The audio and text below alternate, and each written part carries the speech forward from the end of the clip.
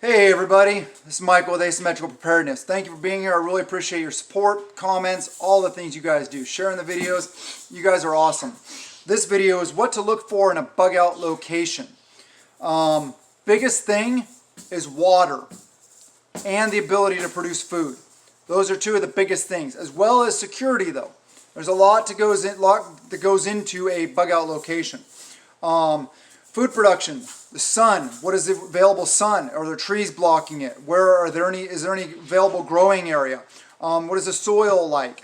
The length of the growing season. Lots of different things like that to think about. You may be limited because you want it fairly close to your house, right? Yes, we do.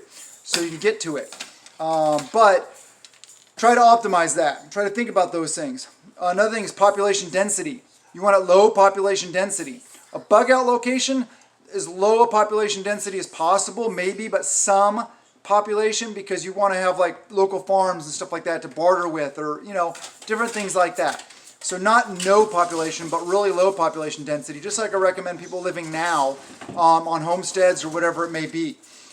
Security, high ground, terrain features, utilizing all these things. Dead space, dead ground, which is the ground that you can't see. Make sure you mitigate those avenues of approach with security measures. Posts, look at availability of posts, where posts can be. What's the defensible nature of said bug out location? If you're not in the military, you may not know much about the defensibility and what features to look for. I've gone over that in other videos, but high ground is always good, but you don't want to be on the very top of a mountain because you don't want to be silhouetted for everybody. You want to be down on the side a little bit. But then if you're doing that, have posts on the other side also so nobody can sneak up and over. There's a lot that goes into that. But yeah, natural delay features also, like blackberry bushes, a ravine, things like that may, like I said, delay. They're not denial features. They won't deny somebody coming up there. Somebody can eventually get through that, but it will delay them. It'll slow them down, give you some chance to respond. Also, visibility and LPOPs. What are the lines of sight? What are the available fields of fire? All those kind of things for security. Also, location in relation to sources of water is very important, as well as water on site, hopefully. But if you don't have water on site, or even if you do, make sure that there's other water available. That's very important. Also, these are your location in relation to farms, ranches, other preppers, things like that. Barter opportunities, community opportunities where you can build communities.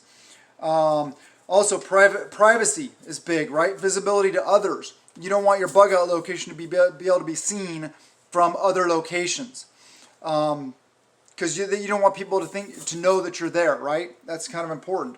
What about close to a road? Dirt road, fine. I'd say try to get 2 roads off of a paved road. That's a good thing to do if you can.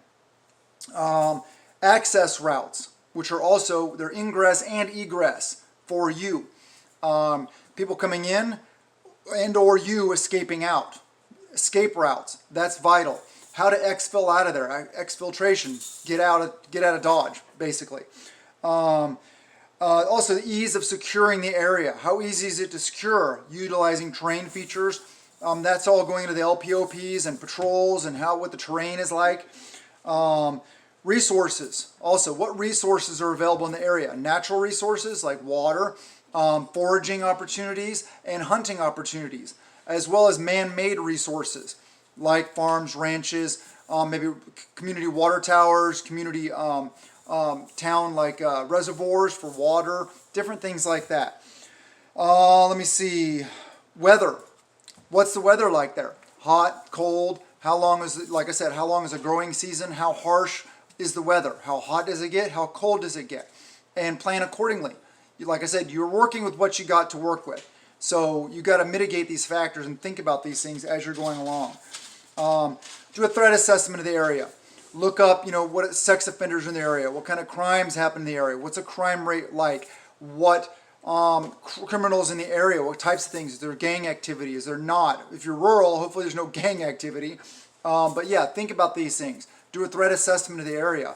Also, Are there lots of farms, ranches, people with gardens, people with solar panels, stuff like that in the area? They're going to be less of a threat because they're going to be more in the asset column. They're going to be more prepared than just a bunch of tract houses in a neighborhood, because that's going to be big bad because they're probably not prepared, as prepared. There may be preppers there also, but generally speaking, they won't be.